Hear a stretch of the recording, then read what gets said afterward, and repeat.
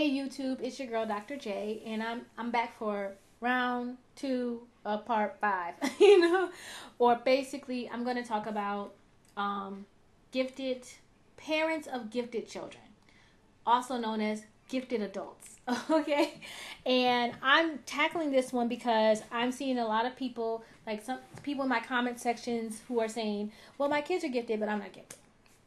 And I want to talk about that. I want to talk about why there is this fear of acknowledging that maybe you are gifted, and where I think that comes from. And I'll talk a lot about my own experience in that. And first, I want to say that research has shown that when it comes to IQ score, children statistically speaking, tend to be within 10 IQ points of their parents. And so if you have a child who has an IQ score of 150 or more, or 140 or more, chances are you and or your spouse, baby's daddy, baby's mama, whatever, you're gifted. And so, okay. Now, I don't like that parents feel uncomfortable acknowledging they're gifted, and I hope that I'm helping in that by showing that giftedness, it doesn't mean that you're smarter than someone else. It means that you learn differently. There's a different process by which you learn information. And a lot of times people assume that people who say that they're gifted, they're bragging. Now, let's squash that right here by acknowledging the fact that the person most likely to be valedictorian in high school, the person most likely to graduate, summa cum laude from college, is going to be a person that's bright, not gifted. Okay, so the person most likely, so it's not, I just, part 5 of my talk was really about bright versus gifted, and how, both of those do great things with their minds. But, so just because you're not gifted doesn't mean you're not smart. It doesn't mean you're not bright. And it doesn't mean that you won't have as much success in life, So let's just squash that idea that acknowledging that you're gifted means that you think you're smarter than everybody else. No. That if you do think you're smarter than everybody else because you're gifted, that just proves that gifted people aren't smarter than everybody else, because that's not what it means. So, so somebody acknowledging that they're gifted does not mean that they're saying that they think they're smarter than everybody else on the planet, or most other people on the planet. They're saying that they believe that they learn differently than most other people on the planet. So, now, I think that there's 2 reasons why parents don't want to acknowledge that they're gifted. The first reason, I think, it stems from not wanting to feel like you're bragging, and not wanting it to look like you're bragging, and because it's acceptable to say that you think your children are gifted, but when you say you're gifted, people kind of go, give you the side eye and stuff like that. And because they try to say that you're being arrogant, but the reason why people give you the side eye is because they know, when somebody's gifted, and whether or not you acknowledge that you're gifted, they know that you're at least weird, and so, it's like you might as well go ahead and acknowledge it because they know, so you don't have to fear acknowledging that you're gifted. But I think more than not wanting to appear like you're bragging, I think there's something that's a much deeper root cause of why we don't want to acknowledge giftedness in ourselves. And I will just talk from my experience. I am gifted, okay? And I have not had an IQ test as an adult, but IQ tends to definitely stabilize over time, especially if IQ scores were given correctly. And I know when I was in middle school, my mom told me that as an adult, she did not tell me when I was a child. She didn't tell me this until I was an adult. But as an adult, my mom told me that when I was given an IQ test going into 7th grade, I got the highest score ever recorded in my state. Okay. So, yeah. And so that's like, wow. Okay. Really gifted. Okay. My mom tells stories about when I was little, and I would come in her room at like 3 o'clock in the morning, and like, Mom, let's talk. And she's like, okay, because she was all attachment parenting. Okay, so I got it from my mom. I got attachment parenting, and responding to needs of your children. I got that all honest. Okay, and so she'd be like, okay, and I'd be like, isn't it true that you don't see through the front of your eyes, you see through a part of your brain in the back of your head? And she'd be like, yeah, and she'd talk about the occipital lobe, and we just have all these conversations like 3 o'clock in the morning when I'm 3 years old, and she would say how adults would be talking to me, and they would turn to my mom and say, I cannot believe I'm having this conversation with a child. Like, this is crazy. Like, she's a child, and we're talking about politics and war and all these other sort of kind of like deep issues, and she's a child. And I so yeah. Okay. But I hear what people say about my kids when they see my kids in action and go, whoa. Or they know, my kids are gifted, and they're like, wow, your kids, they're going to be awesome. They're going to cure cancer. They are going to, like, stop hunger. They are going to get Nobel Prizes. They are just amazing. Hey, I have a high IQ. I didn't cure cancer. I didn't stop world hunger. I did nothing. I did none of that. I did nothing great. Yeah, I have a PhD. Absolutely. I am Dr. J honest. But other people got PhDs, and we don't have the same IQ score. Yeah. Other people are college professors, and they don't necessarily have my IQ score.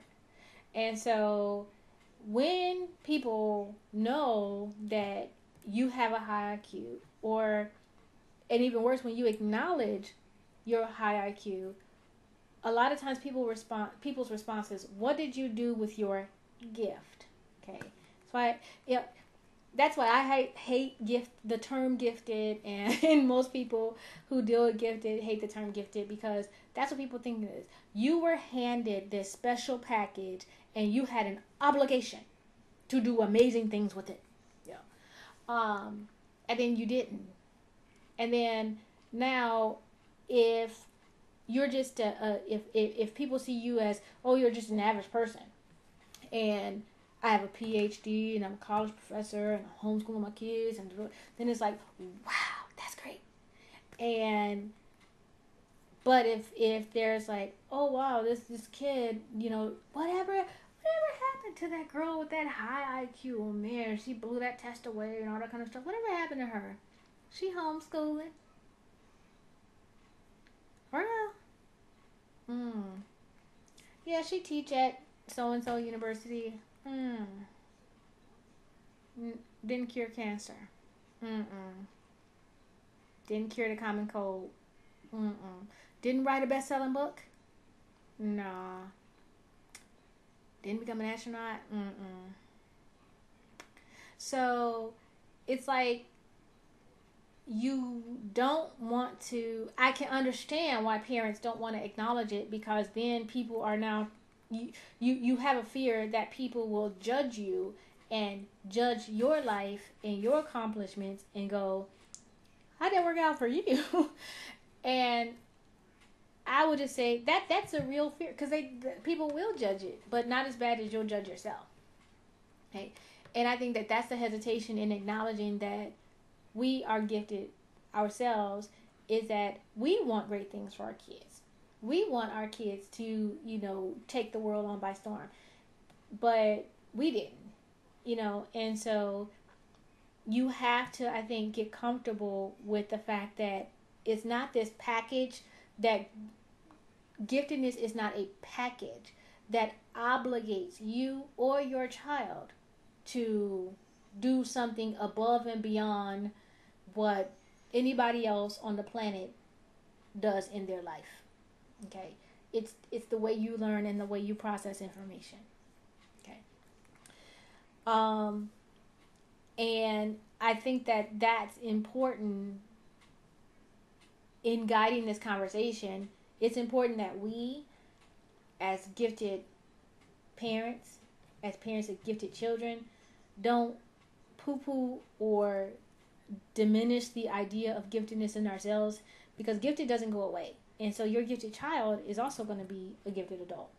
And so we don't want to put too much pressure on our kids to do great, because it doesn't, like, I don't want that pressure on me. I don't want people going, okay, when you go back to work, when you going to do something? Okay, you getting old and time is flying, and, and I also don't want my children to think that their life has to be guided by their IQ score. Just like my life isn't guided by my IQ score. Okay, it just informs the way I learn. Okay. So I would, really reach out to you guys and really ask you guys, admonish the giftedness that you have. Okay, don't put it down and don't poo-poo it. The other thing is that there's two big reasons why I acknowledge my giftedness. I embrace my giftedness. I acknowledge my giftedness. And that is because my children are going to be adults one day, and their giftedness is not going to go away. And I don't want them to feel like this was just something that being gifted meant that you did your schoolwork differently than other people, but it didn't have any other effect in your life. It does. Gifted people, your brain works differently. And so when you're having a conversation with another adult, your brain is going someplace differently than the other adults in the room. And so you have to be cognizant of that. I remember lots of times, in meetings, I'd be sitting in the meeting and I would say something, and I would have to track people through the thought process that I used to come up with what I said. And then it would make sense to them. But if I just, kind of blurted it out and people are like, that ain't the topic we on. But when, so I would have to, remind myself, okay, when you make this comment, give people the background of why this is your suggestion for how we handle this situation. Or even when I'm teaching, I have to, really backtrack what I'm saying to my students so that I'm not losing people, or they're not thinking that their, professor is a Fruit Loop, or something like that, because knowing that the way that I'm taking it and the way I'm processing information is going to be different than the way other people are doing it, that has to be in the forefront of my mind, because that helps me be successful in my workplace, and that helps me be successful in various things that I'm doing in my adult life. And so that's, I am trying to make sure that I'm teaching my kids how to have success as a gifted adult, what they define as success, because other people wouldn't, not everybody in the world defines what I do as successful, but helping my children figure out how to be successful the way they choose to be successful when they're dealing with the world where 90% of the population is not gifted. And so 90% of the population is not going to think the way that they do. And so that's why I acknowledge my giftedness. And it has really helped me to have much more impact in my adult world, in my adult life, because I acknowledge the contrast that's going on between me and what others may be experiencing around me. It helped me when I was worked out of the home full time, and I'm in training classes and I'm angry because I can't believe we're in an 8-hour class to learn how to work this time card when all you had to do was give me 2 PowerPoint slides and I got it. But I have to sit in the class because guess what? There are some other people that are bright people, amazing people. I'm not better than them. I just learn differently than them. And this is the way that they learn it. And the Human Resources Department has decided that, just like the school system, like all human resources departments, it's just like being in a school system where everybody has to do it this way. And so I have to, as an adult, sit in this, even though I learned how to do my time card or how to do this program or how to do this spreadsheet or how to log these grades. I can learn it very quickly in my own way. The administrative structure that I am working under says that I have to sit in this class. So I'm going to have to sit in this class. And so giftedness, it doesn't go away. And if we forget that we're gifted, then we sometimes are hard on the normal people walking around in society because they're not learning as fast as we're learning, or they're not learning the ways that we're learning, or they can't see our point of view. I have found the most frustrating conversations to have with people who do not process information the way that I do. Like, I understand why they have the rule, don't talk politics or religion. And I'm sure that it was somebody who was gifted who created that rule, because when your brain goes into all these abstracts and you ask questions rather than just, answer questions, you got more questions, and you're one who you like to dig deep, and you don't just accept what people say, and then you talk religion. Whoa. People gonna be, your family will cut you off, extended family will cut you off, and you will be in trouble. Politics, and you're looking in abstract, and you're pulling things from all different kind of areas, and when you go to say something, you are bringing in stuff that happened 1,500 years ago, and how this ain't nothing. Is no different than what this political structure was doing 3,000 years ago in this particular area, this particular region. And no, that idea isn't new. That this person gave that idea, and this is how it worked out for them. Those conversations don't go over real well. But some of the most exciting conversations that I have are when I'm with, other adults whose brains work just as crazy as my brain work. And then we're like, me and little homeschool mama, I know, like, when we were in that restaurant having lunch, I know the people were like, it's some crazy going on at that table, because we were like, oh, yes, and we're talking we were talking religion, and we're like, oh, you think that too? Oh my gosh. We're like all over the place. We're like falling over each other. We're like, oh, finally, I thought I could never have a conversation like this with anybody else in the world. You don't think I'm crazy? So, it's, being able to really, like, be yourself and be your own person. That's so great. And that's why I think that it's good to acknowledge, your giftedness. Not that you can't be friends with people that aren't gifted. Of course. It's like you can be I can be friends with people that are a different ethnic group than me. I can be friends with people that are different religion. I can be friends with people that are different socioeconomics. I can be friends with people who are different than me, period. That doesn't mean that when you're with somebody who is like you on a particular level, it's not more relaxing, because you don't have to kind of work through, how do I manage this? There's less management that comes when you're with your people. Just like if I'm in a room and everybody is from my hometown, okay? When I'm in a room, when I'm talking to people from my hometown, it's a completely different experience than when I'm talking to people who didn't grow up where I grew up, because we were just different. I grew up in an inner city community, a very specific inner city community, and we were it was a different world to live in, and people don't understand. Like, I've tried to tell my husband about it, and he's like, I don't get it. Me and my husband grew up in two totally different socioeconomic statuses. My husband grew up middle class, upper middle class. I did not.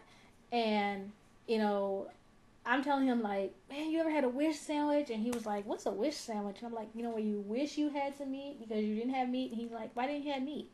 Like, because we couldn't afford meat. He's like, your mom should have budgeted better. How you budget nothing? But he couldn't understand. He was like, I don't get it. Yeah. And I didn't, there were things that, he'd be telling me about his childhood. I'm like, really? Y'all did that? Like, really? So it's one of those things where it's just, when you have these different worlds, you just feel comfortable when you can merge on that particular level. And so sometimes when you're having a conversation that's really around that your brain really thrives in making all these crazy connections, and you're having a conversation with somebody who's also having those crazy connections, it's very rewarding, and so that's another reason to acknowledge it, just so that you can show your children how to navigate different types of relationships, because some people we hang out with, they're just fun. Like, we hang out together because it's fun and we enjoy, some people you hang out with because y'all enjoy a specific hobby. Some people you hang out with because y'all enjoy a specific sport. Some people you hang out with because y'all have the same taste in food. Other people you hang out with because y'all have the same crazy minds, and so just being able to show your child that you can have all these different kinds of relationships as an adult, the same way you try to help them have these different kind of relationships as a child, is good too. Another reason why I acknowledge being a gifted adult is because just like giftedness, there's a package that tends to surround gifted children. That package doesn't necessarily go away. Okay. You just learn to manage them better. But that management has its limits. And so I talked to you guys about things like sensitivity, overexcitability, sensory processing issues. I have those same issues as well.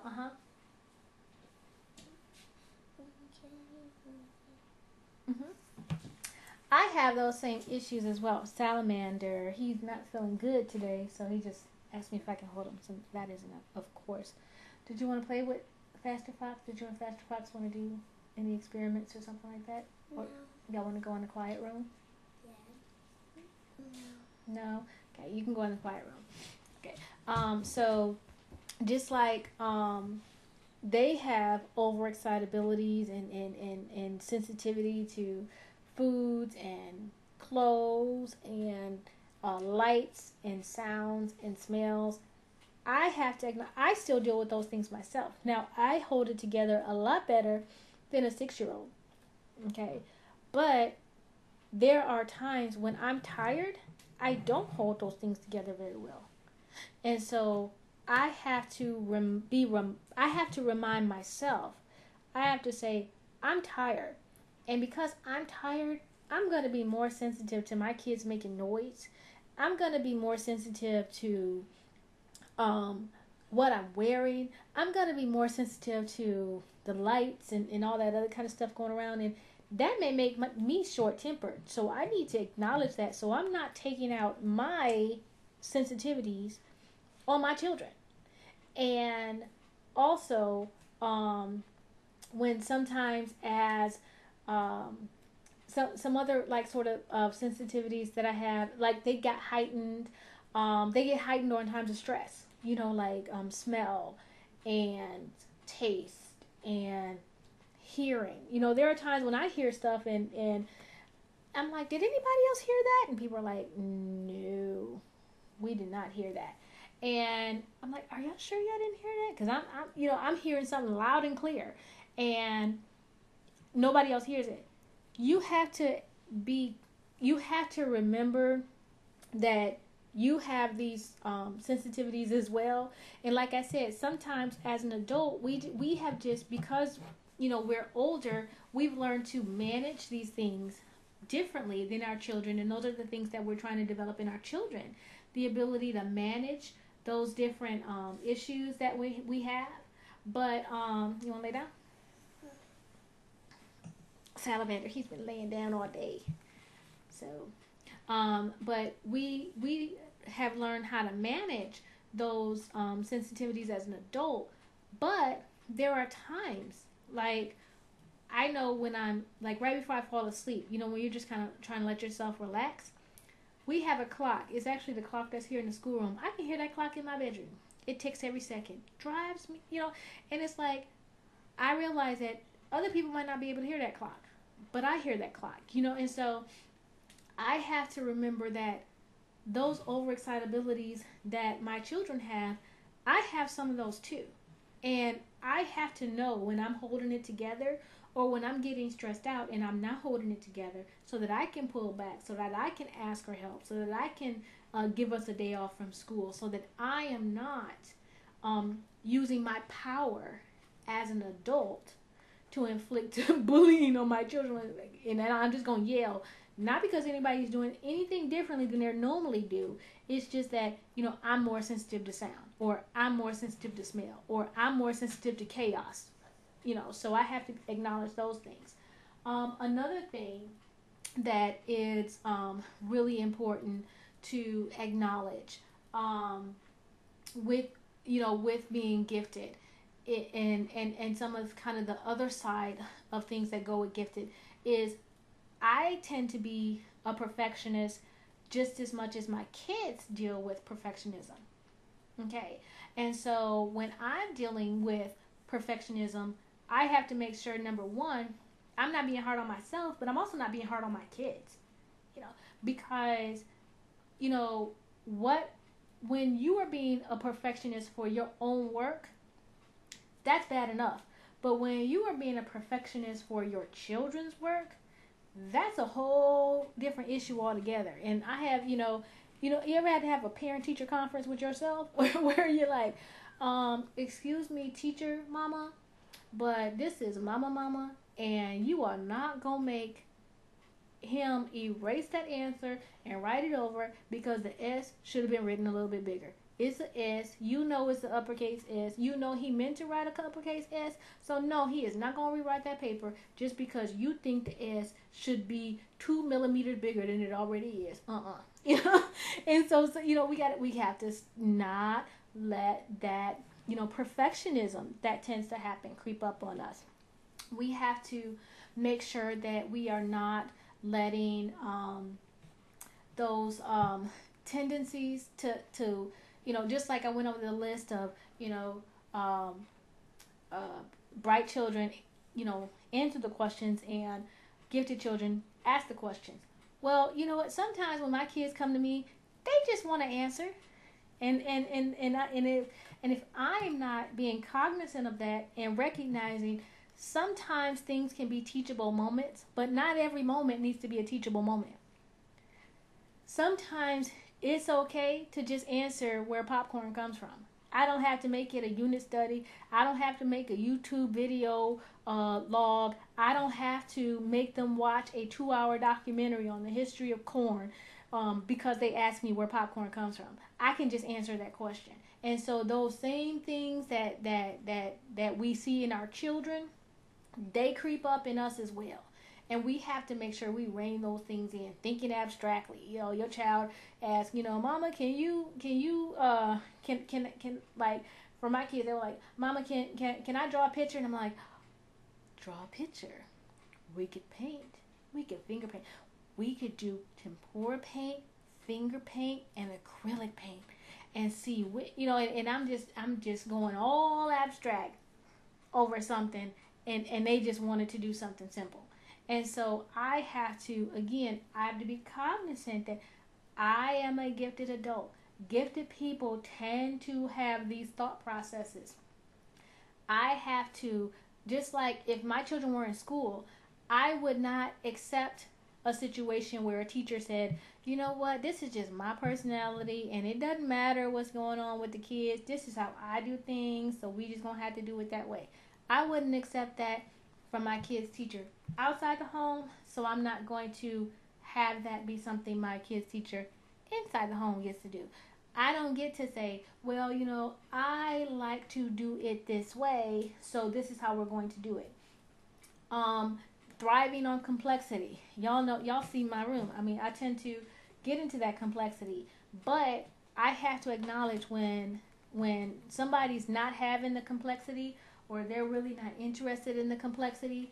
I have to acknowledge that and be sensitive to that and say, I don't need to build in complexity when there could be simplicity, just because the complexity would be more interesting to me, or just because when my mind automatically goes to complex, I have to rein it in and go back to simple and let them go to complex, or I have to find my complexity in a different way.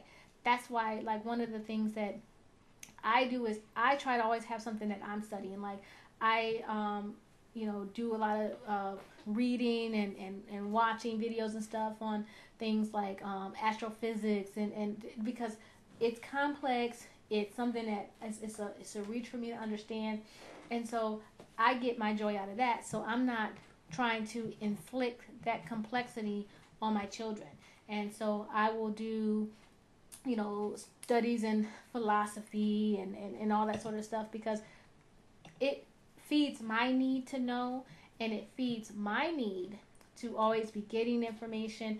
I tend to read about 3 or 4, sometimes 5 different books at a time.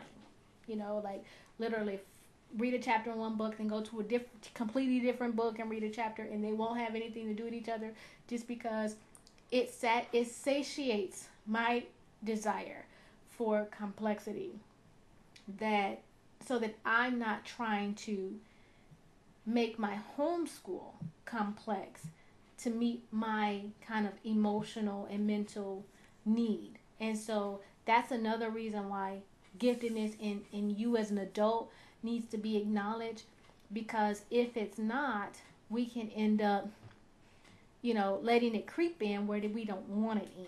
And so we want to make sure that we acknowledge those things. So I'm not trying to force anybody to be gifted. Okay, guys. If you're not, you're not, and that's fine. You're still bright. I mean, I haven't seen a homeschooler that wasn't bright or gifted or something. So it's not if you're not gifted, that doesn't mean you're not bright. And I'm not trying to force a label on anybody. If it's not there, it's not there. If it doesn't fit, it doesn't fit. But I also want you to be comfortable in being open and honest about you and what your needs might be as an adult. Because it's important. You got to do you as well. You have to acknowledge you as well. And of course, our kids are always at the forefront of our mind. Of course, our children are the most important things for us. But at the same time, if mama goes crazy or if daddy goes crazy, homeschool falls apart anyway. And so the best thing we can do for our homeschool is to make sure that our children's needs are met and our needs are met as well. So I hope this helps. This is Dr. J and Salamander, who's not feeling 100%, but he's getting better. And we'll see you later. You want to wave bye-bye? Bye. Okay.